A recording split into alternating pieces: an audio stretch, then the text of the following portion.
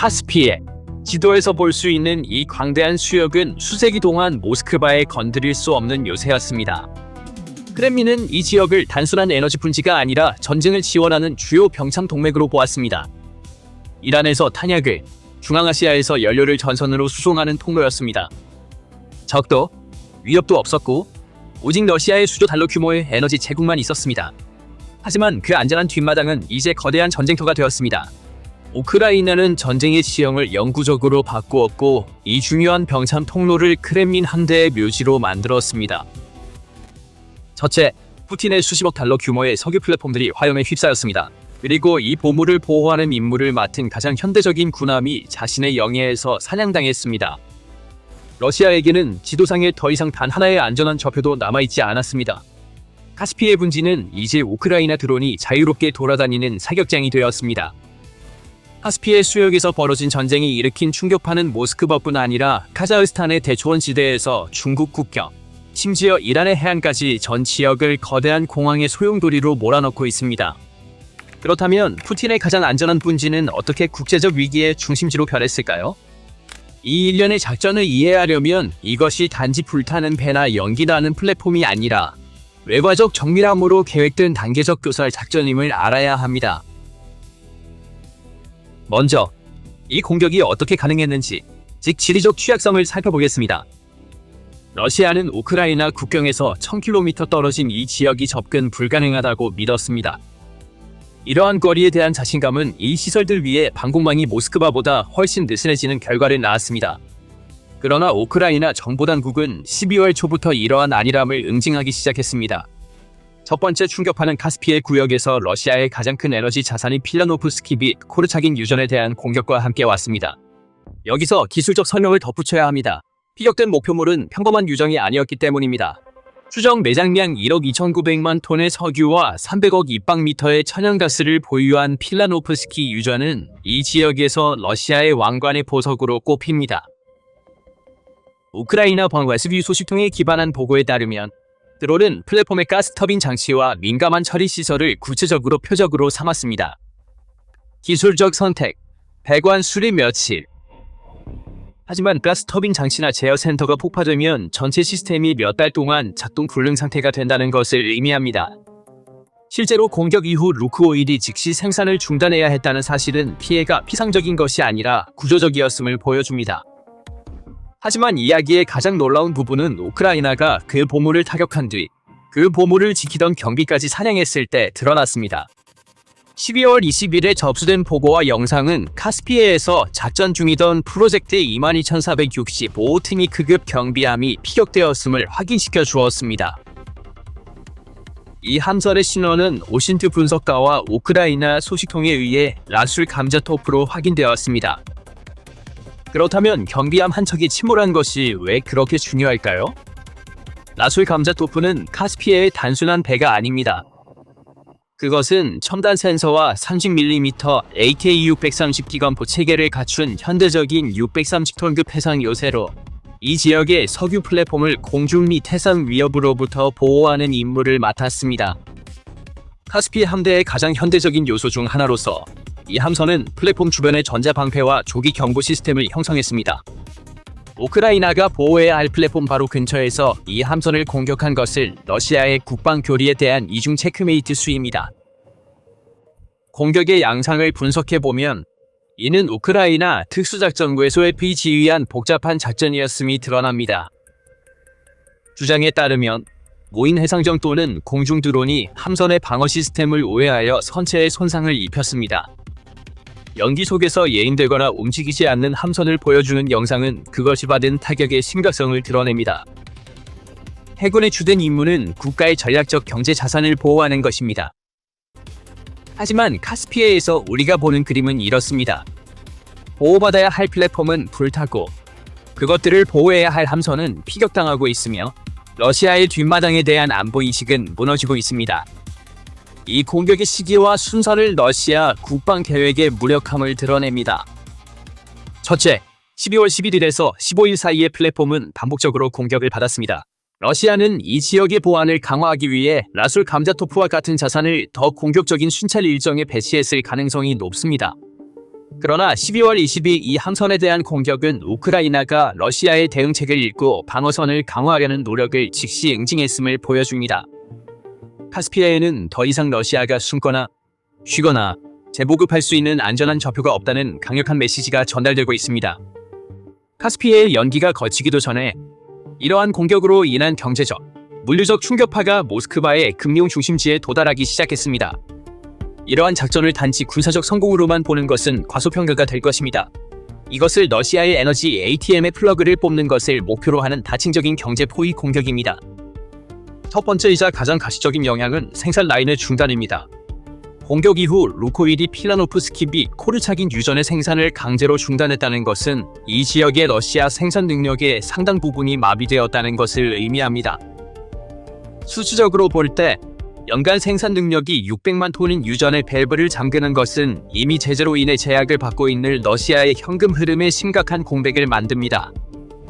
하지만 위기는 생산 중단에 그치지 않습니다. 물류 출구 경로 역시 우크라이나의 조준경 안에 있습니다. 카스피의 생산을 세계와 연결하는 주요 동맥은 노보로시스크에 있는 카스피 파이프라인 컨소시 CPC 터미널입니다. 우크라이나 해군 드론이 이 터미널을 공격하고 선적 부위 중 하나인 단일 지점 계류 장치를 사용할 수 없게 만든 것을 러시아의 석유 판매 능력에 전략적인 타격입니다. 이것을 생각해 보십시오. 한편으로는 플랫폼이 불타고 있기 때문에 유정에서 석유를 추출할 수 없습니다. 다른 한편으로는 터미널이 공격을 받았기 때문에 재고에 있는 석유를 배에 실을 수 없습니다. 이것은 전면적인 물류 대란 시나리오입니다. 이 상황의 것이 경제적 파급 효과는 크렘린의 경종을 울리고 있음을 의미합니다. 국영 언론이 인정한 데이터에 따르면 러시아의 석유 및 천연가스 수입은 작년 같은 기간에 비해 34% 감소했습니다. 이러한 감소는 단순히 시장 변동만으로는 설명할 수 없습니다. 이는 전쟁 비용을 조달하는 주요 자금원이 고갈되고 있는 것입니다. 우크라이나의 전략을 러시아 정유소와 유정을 끊임없는 수리 주기로 몰아넣어 러시아를 생산보다 수리에 더 신경 쓰는 나라로 만드는 것입니다. 전문가들이 지적하듯이 금속 피로와 지속적인 온도 변화는 결국 이러한 시설의 완전한 고장으로 이어질 수 있습니다. 더 중요한 것은 이러한 공격으로 인해 세계 에너지 시장에서 신뢰할 수 있는 공급자로서의 러시아의 이미지가 사라졌다는 것입니다. 보험사들에게 카스피해와 노보로시스크 항은 이제 전쟁 지역 지위를 갖게 되었습니다. 이는 이 지역에서 석유를 운반하는 유조선의 보험료가 급등하여 러시아 석유 비용을 증가시키고 이윤을 잠식한다는 것을 의미합니다. 러시아가 석유를 팔 수 있다 하더라도 이제는 훨씬 더 높은 위험 프리미엄을 감수하고 훨씬 더 낮은 이익으로 팔아야 합니다. 이것이 바로 파급 효과의 가장 위험한 측면, 즉 국내 시장의 연료 위기가 작용하는 지점입니다. 러시아와 같은 에너지 강대국이 자국민에게 휘발유를 공급하는 데 어려움을 겪고 있다는 것은 전쟁의 아이러니한 결과입니다. 9월과 10월 러시아 일부 지역의 주유소에서 볼 수 있었던 긴출과 정부의 휘발유 수출 금지 결정은 정유소 공격이 국내 시장을 어떻게 흔들었는지를 보여줍니다. 카스피해 플랫폼의 가동 중단은 이러한 부족을 부추기는 새로운 요인으로 방정식에 포함되고 있습니다. 이러한 에너지 공급 차질은 최전선 탱크의 연료뿐만 아니라 러시아 국민의 일상생활에도 영향을 미치며 전쟁의 대가를 모스크바 거리로 직접 가져오고 있습니다. 우크라이나의 다각적인 공격 전략을 러시아를 자원관리 위기로 몰아넣고 있습니다. 그렇다면 방공 시스템을 어디에 배치할 것인가요? 최전선에? 모스크바에? 아니면 이제 카스피해의 플랫폼에? 모든 지점을 동시에 보호하는 것은 불가능합니다. 카스피해를 공격함으로써 우크라이나는 러시아의 방어 자원을 더욱 고갈시키고 지리를 러시아군에 대항하는 무기로 바꾸고 있습니다. 사건의 전술적 차원을 넘어 전략적 지평을 바라보면 카스피해에서의 이러한 폭발이 유라시아의 지정학적 단층선을 이동시키고 있음을 알 수 있습니다. 이것은 단순히 러시아와 우크라이나 간의 갈등이 아니라 러시아의 뒷마당에 대한 헤게모니가 붕괴되고 동맹국들이 배를 버리기 시작하는 파열의 순간입니다. 가장 두드러진 전략적 결과는 카자흐스탄의 움직임에서 나왔습니다. 수년간 러시아를 통과하는 CPC 파이프라인을 통해 대부분의 석유를 서방으로 보냈던 카자흐스탄은 노보로시스크 터미널과 카스피해가 신뢰할 수 없게 되면서 역사적인 경로 변경을 했습니다.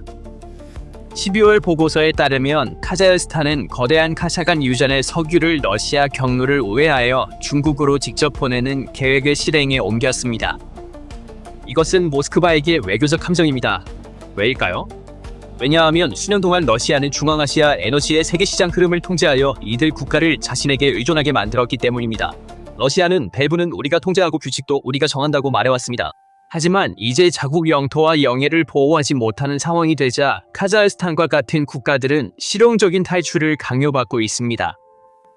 카자흐스탄이 중국으로 눈을 돌린다는 것을 러시아가 통거 수입을 잃을 뿐만 아니라 중앙아시아에 대한 지정학적 영향력도 잃는다는 것을 의미합니다.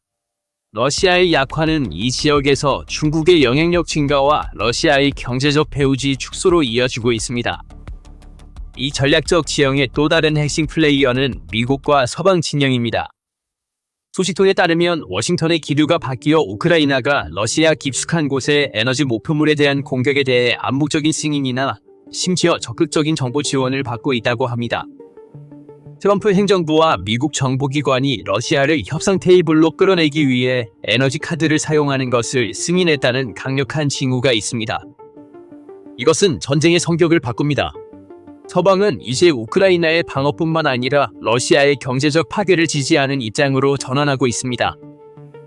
세계 유가의 하락 또한 이 전략의 실현 가능성을 높입니다. 러시아 석유를 공격하면 가격이 급등할 것이라는 두려움이 지배적이었습니다. 하지만 현재의 시장 상황과 초과 공급으로 인해 우크라이나가 러시아의 밸브를 잠그는 조치도 세계 시장이 감당할 수 있게 되었습니다. 서방 정보 소식통이 밝혔듯이 시장이 이를 감당할 수 있다는 인식이 우크라이나에게 공격을 확대할 용기를 줍니다. 더욱이 라술 감자토프 함선의 침몰은 곰의 눈을 멀게 하는 전략의 일부로 보아야 합니다. 이 배는 단순한 무기 플랫폼이 아니라 감시 거점이었습니다. 카스피해에서의 레이더 능력 상실은 이라를 통과하는 보급선이나 이 지역의 다른 움직임을 감시하는 러시아의 능력을 약화시킵니다. 러시아는 자국의 내에서 눈과 귀가 먼 상태로 남겨질 위험에 직면해 있습니다. 그 결과 카스피해 전선을 러시아를 다차원적인 압박 속으로 몰아넣고 있습니다. 경제적으로는 수익이 차단되고 있습니다. 군사적으로는 방어선이 뚫리고 있습니다. 그리고 외교적으로는 동맹국들이 대체 경로로 전환하고 있습니다. 강력한 러시아라는 푸틴의 이미지는 카스피해에 불타는 플랫폼과 함께 녹아내리고 있습니다. 궁극적으로 카스피해 위로 피어오르는 연기는 불타는 석유뿐만 아니라 한 시대의 종말을 예고합니다. 불가능해 보이는 것을 달성함으로써 우크라이나는 러시아의 뒷마당이라는 신화를 깨뜨렸습니다. 그 안전한 피난처는 이제 함정이 되었습니다. 그 손댈 수 없던 에너지 ATM은 이제 잔액 부족을 표시합니다. 라술 감자토프함이 격침과 플랫폼의 화재로 전달된 메시지는 분명합니다. 러시아 영토, 영해, 영공 어디에도 전쟁이 미치지 못하는 곳은 없습니다. 크렘린이 자국을 보호하지 못한 막대한 전략적 대가를 치르면서 세계는 러시아의 힘의 경계를 다시 그리고 있습니다. 그리고 이 새로운 지도 위에는 모스크바를 위한 안전한 곳이 없습니다. 이 문제에 대해 어떻게 생각하시나요? 댓글로 여러분의 생각을 공유해주세요. 새로운 비디오에 대한 업데이트를 받으려면 채널을 구독하고 알림을 켜는 것을 잊지 마세요. 저희를 선택해주셔서 감사합니다.